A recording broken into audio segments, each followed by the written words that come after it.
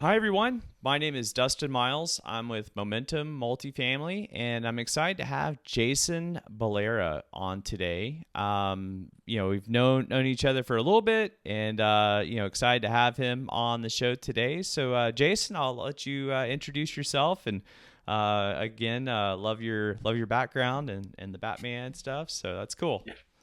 Yeah. Got to represent the kids, and I guess I'm just a big kid at heart. So, um, thanks for thanks for having me on, Dustin. Like you said, my name's Jason Balara. I'm multifamily syndication real estate investor. I'm also a veterinary surgeon. Those two career paths kind of ran in tandem. I actually started in construction when I was a kid, or teenager, and so I kind of worked my way through life. Understanding real estate was kind of the way I wanted to get ahead. And in 2020, just looking for something that was more scalable and more, maybe at the time I thought more passive or more hands off. Didn't turn out to be quite as hands off and passive as I thought because I am an active real estate investor. Uh, but ultimately, since 2020, been in the multifamily syndication game. There's been some people who know the market over those years. There's been some ups and downs and challenges, but Mhm. at the moment, we've got a fund that we're working with, and I'm really excited about that. So that's it in a nutshell, and I'll leave it there to maybe if there are specific questions you want me to answer, I'm happy to. Yeah, no, absolutely. Yeah, just kind of curious. Where you're located, where do you invest, and kind of what Sure. cities do you invest in as a GP? Yeah, I live in Los Angeles, but we invest mostly around Atlanta. We also recently have a acquisition in Phoenix, Arizona. That was the first part of our fund, the first asset that came into the fund. But in general, Atlanta has been my market of focus, and that's where I feel very comfortable with my team in place, boots on the ground, kind of all of the pieces of the puzzle that you want to have when you're remote investing in any way, especially sort of large scale of multifamily. Gotcha. Okay, awesome. And kind of curious. There's a lot of roles you can play as a GP. You can be you can analyze deals. You can, be, asset management, investor relations, just, kind of what your role is and what do you like to do? Yeah, my role is mainly asset management. Our deals in Atlanta, I actually was involved in the acquisitions as well. I sort of picked the market and sort of went all in, made my relationships, did the networking, things like that I had to do kind of ahead of time to establish that team, as I mentioned. And since purchasing those assets, I've been sort of leading the asset management on them, and it's it, I enjoy it. Like I said, I have a construction background, so I understand sort of what goes into a value add strategy. It's a lot like people think about flipping a house. It's a lot like flipping a bunch of little houses kind of stacked on top of each other in the sense that Yeah. we're just renovating and being able to increase the rents based around those renovations. That ultimately the goal. Um, I do think asset management comes down to kind of three components. One is the construction management. One is the leasing side of things, and generally your third party property management, or if you're vertically integrated, your own property management team will be handling that. They'll be the face of that, and then to me, the third component is really the financial integration of both sides. So Mm. making budgets work, making sure that occupancy, leasing, all of that kind of allow you to progress your business plan forward. Yeah, makes sense. Yep, yep. Is there's as an LP, you have there's a lot of options. Obviously there's Wall Street. There's people can go into oil and gas. There's plenty of multifamily people out there. Just curious if there's anything that kind of helps set yourself apart from others. I know for us, we do in person meetups. Some people do that too, but not a ton. and we try to do webinars and things like that. So just curious if there's anything that you guys think kind of helps set you apart from others. Yeah, I think the main thing that probably sets us apart is the veterinary background. I don't know anybody else in the veterinary space that's doing what we're doing.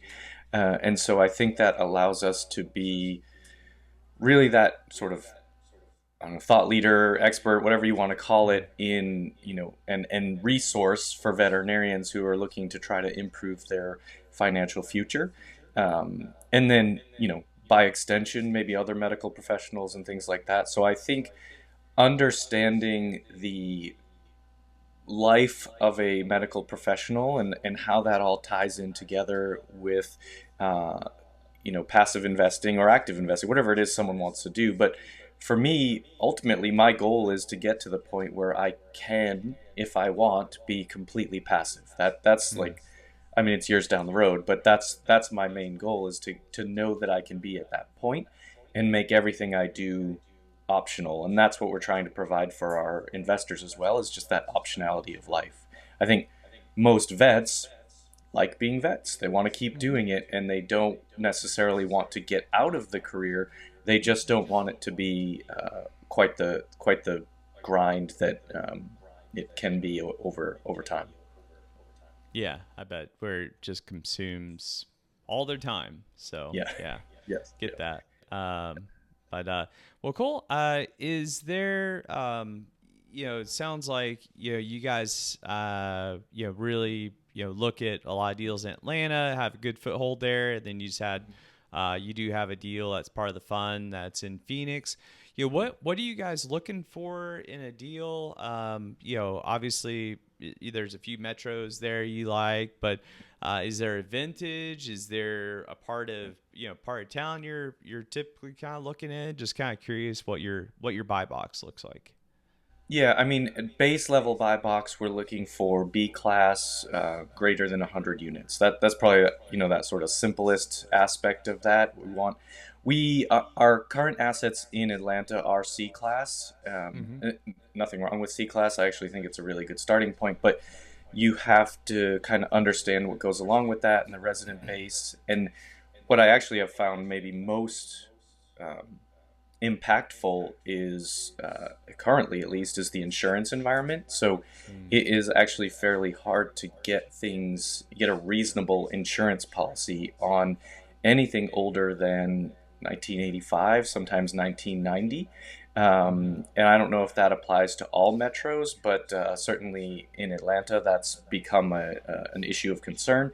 We haven't had the same kind of skyrocketing insurance costs like maybe Florida and Texas, but it is definitely something where you have impact based on the vintage of the property. So that at a base level, B class, 100 unit plus, just for economies of scale, and then location, of course, is to me sort of that next piece of the puzzle.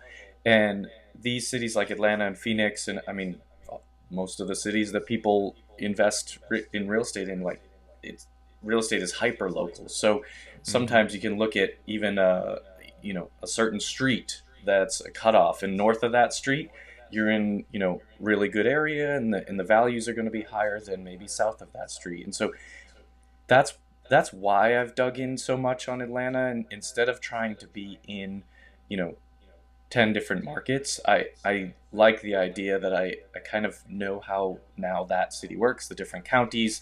Some counties are better at staying on top of evictions than others. Some Mm-hmm. are. All of these things play into how your overall business plan is going to be, how it's going to function, and how going to be able to accomplish it in the timeline that you expect to.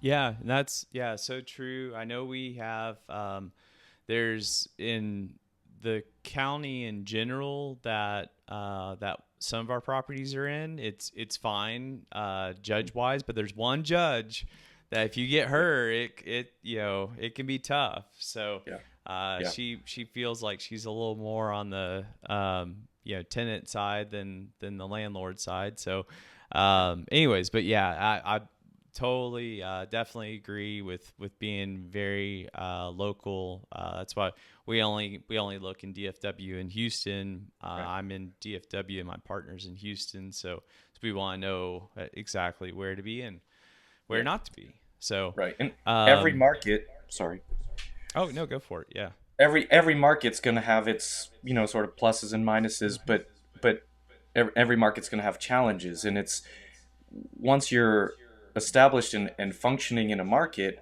now you know how to address those challenges. Mm-hmm. You know about that judge. We know we've established a relationship with a company that helps with manpower on evictions and things like that. Like there's Mm-hmm. just things that you figure out that when you move to another market, you've got to figure those things out again, and the nuances are Yeah. going to be different. So I think if there's still opportunity in the markets that you're in, then it makes sense to sort of almost dig in more. Yep. Yep. And I'll on the insurance front, I will. Yeah. Older properties, just I think in general, are having tougher time, and I don't know what insurance rates are there, but yeah, we're buying in Houston 2000 newer product, and so we've been able to because we have sprinklers and Right. all that stuff. We Our insurance is fared a little bit better, but our friends that have older properties, oh my gosh, like Yeah. it's tough. So, Yeah. but It's a challenge. yeah. So kind of curious, what should I'm sure you talked to a bunch of LPs, limited partners, or passive investors. I'm sure you talked to a bunch of them and get some interesting questions and things like that. But one thing that I'll have, and I think it tends to be some of the newer folks that are like, what should I be asking you about this deal? And so, anyways, I always find that I've gotten it not a ton, but a few times to where it's interesting. But yeah, so kind of curious, if there's, if you're an LP and you're looking at, one of your deals, what should they kind of be looking for in one of your deals? Or if you want to discuss, maybe some interesting LP questions you've gotten, either way you want to take it. Sure. So, Sure.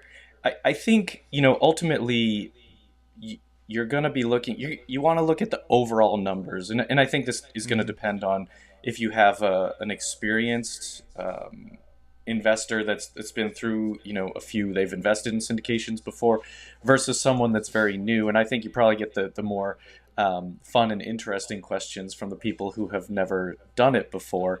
But I think, understanding, okay, overall numbers, but I do think what tends to happen, at least in multifamily, is there's a bar that is set as to what sort of returns we expect to get, and they're not probably that far off between operators and markets and things like that. We say this is sort of what we think is going to happen in multifamily over these next 5 years. So those numbers, if you're trying to compare operators, might be Mm-hmm. different. I think it's probably a good question to ask people, what challenges have you faced, right? Mm, Because it's very yeah. easy to talk about what good things happened. Especially we just had about a decade long Mm-hmm. bull market. Like a lot of good things happen. It's fantastic, and hopefully we'll be starting another one of those soon. But Yeah. it's good to talk about or ask about the challenges. I think the funniest question I ever got, and only one person, it was relatively recently, and I was surprised. I actually haven't heard it before, but someone asked me, "Well, what happens if you die?"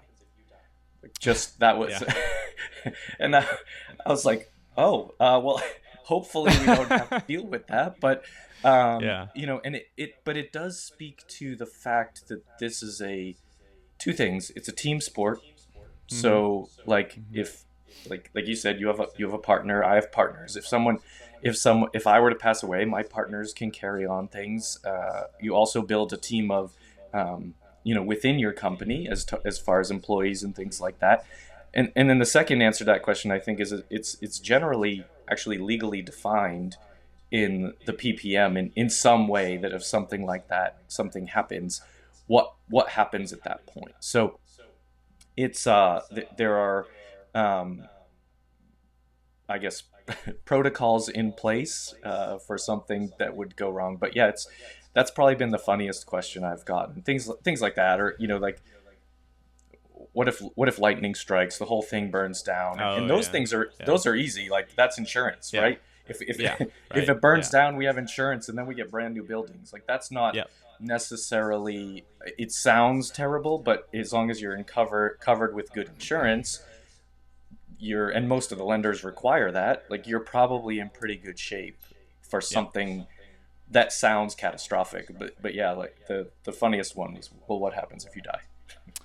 I think I've probably gotten that question, I think only twice. So Yeah. yeah, and so it's like, oh, I have a business partner, and then I guess the Right. next question could be, well, what if you and all your partners are on the same plane? It's like, well, Right.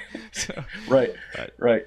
It's so you can find a lot of what ifs, and what if mhm. really something terrible goes wrong, but also you can think about things from that, well, what if it all works out perfectly or Mhm. better than we expected? That those are good what ifs as well. So it's good to ask the questions though. Yep. Yeah, yeah, for sure. Well, kind of curious, in uh, what do you like most about multifamily, and what are maybe a few things you don't like as much, or however you want to answer that. I know we're in the middle of taxes and K1s and all that, and that's not definitely not my most favorite thing in the world. Although I do like what happens once I have that piece of paper in hand Right. and what that does to my taxes. So I like that part. But I really do enjoy kind of chasing deals, and it's like a big puzzle, and so and you gotta put the pieces together, and you're like, oh, this Yeah. I like this, or maybe maybe scratch it and toss it on the floor and start over. So but yeah, just kind of curious, yeah, what some things maybe you like a lot about multifamily, and maybe something not so much. And that's a great question that I would say probably has evolved over the last, Mm. few years in terms of like what I thought I was gonna like, and what I really do like. I still love construction. I'll always love construction. I sometimes it's funny from a as an asset manager, as someone on the GP side of a syndication, I like sometimes I wish I could be a part of the actual construction when I go there. Mm. Like I can pick up a hammer and help for a day, but it's not really the best use of my time. So Yeah. but I do still like, kind of seeing that process through. I think probably my favorite part of asset management and syndicate is what you just said, putting the pieces of the puzzle together, being the problem solver and conductor of, orchestra sounds silly, but you know what I mean. Just the Hmm. idea of being that Yeah. person that has to bring everybody together and keep it all, because it is a team sport, but it's like maybe that's the better analogy. It's like being the coach of Hmm. a NFL team, and there's 50 plus players on the roster. It's just you've got to keep it all in line. Um, I'd probably agree with you in terms of what's my least favorite part. The financial is it like I don't mind underwriting. It's the bookkeeping, pre- Mm.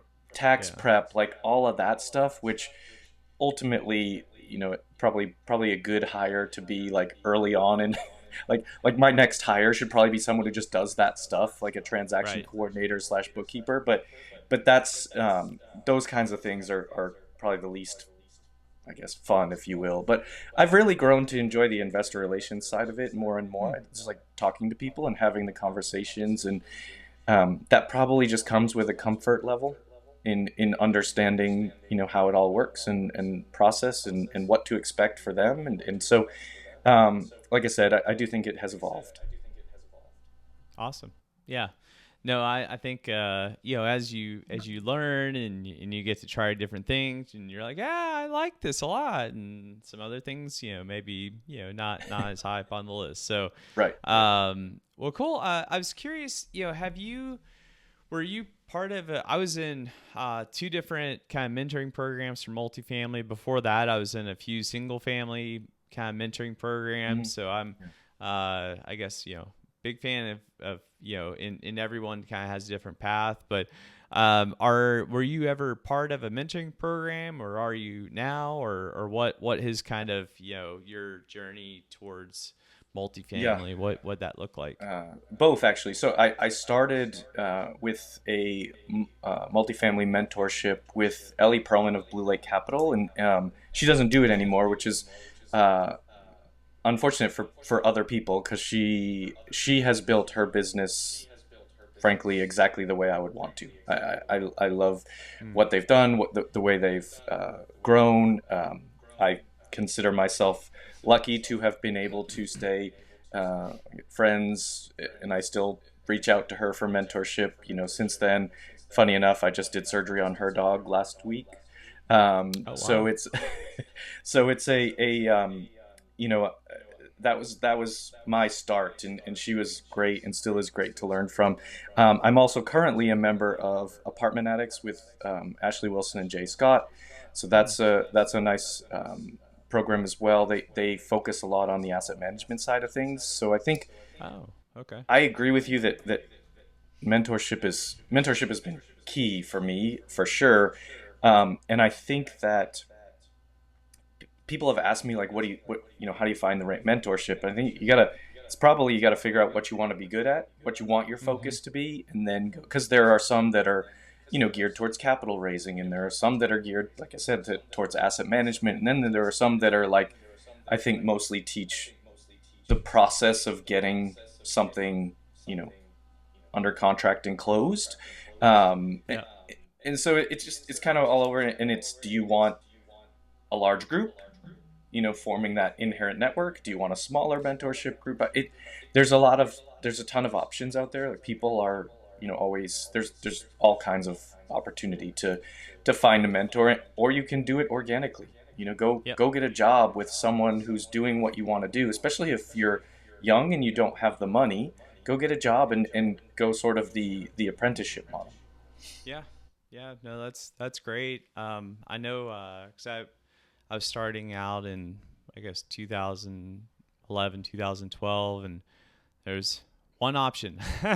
So Right. not Right. a whole lot of content, and it's great. There's lots of options right now, and lots of content Yeah. everywhere, honestly. So Yeah, really for sure. really good, because a lot of people are like, hey, where do I start? I'm like, well, there's 100 different podcasts, you can Right. so Right. go start there, and then go from there. But well, speaking of which, do you have any favorite books or podcast, that you listen to or read? And then if so, I'm very curious if there's any podcast or books you've read more than once, because in my mind, if you've read it more than once, Mhm. unless you're just a voracious reader, and maybe you are, that was very Right. impactful for you. So.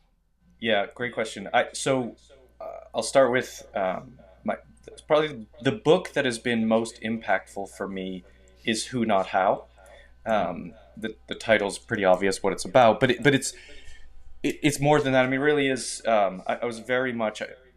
My start was in construction, worked in residential, it was very much a DIY mentality, and you really have to change that. You really have to flip that around to becoming more of the, kind of CEO, or head coach, as we talked about. But you've got to kind of change the way you look at these things, because it is definitely not really a one person type of project to do a syndication. And so that Who Not How helped a lot. It helps in, kind of the daily life stuff. Like, it Mm-hmm. sort of gets you past that, almost, giving you permission to not go grocery shopping or hire someone to Mm-hmm. clean your house, or like little things like that seem silly, but ultimately save you a lot of time, and therefore you can make money during that time. So that was pretty paradigm shifting. Yeah. I like what you said, that it gives you permission, because in my head, it's it gives you permission to ask for help. Right. And Yeah. I think I don't know your background and all that, but at least the stereotypical man, like we're not supposed to go ask for directions, blah blah blah blah. And so Yeah. I like that it's okay to go, because I grew up probably lower middle class, like we mowed our own lawn and didn't have tons of extra money or anything like that.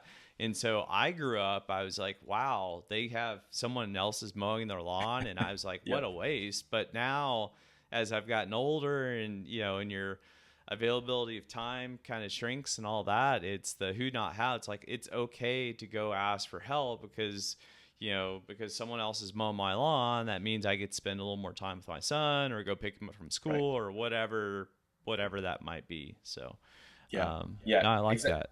It's exactly it. And you said, I like what you said there at the end, Dustin. Is that, like, people talk about reserving yourselves for the high dollar per Mhm. hour activities, but I don't think I can put a price on spending time with my kids or my family and things like that. So it's maybe high value is probably how it should be referred to, not high dollar, Right. because it's I'm not getting paid to spend time with my kids. I just love it. So Yeah. it's that. No. In terms of books I read more than once, this is an interesting one. I read Long Distance Real Estate Investing by David Green probably Hmm.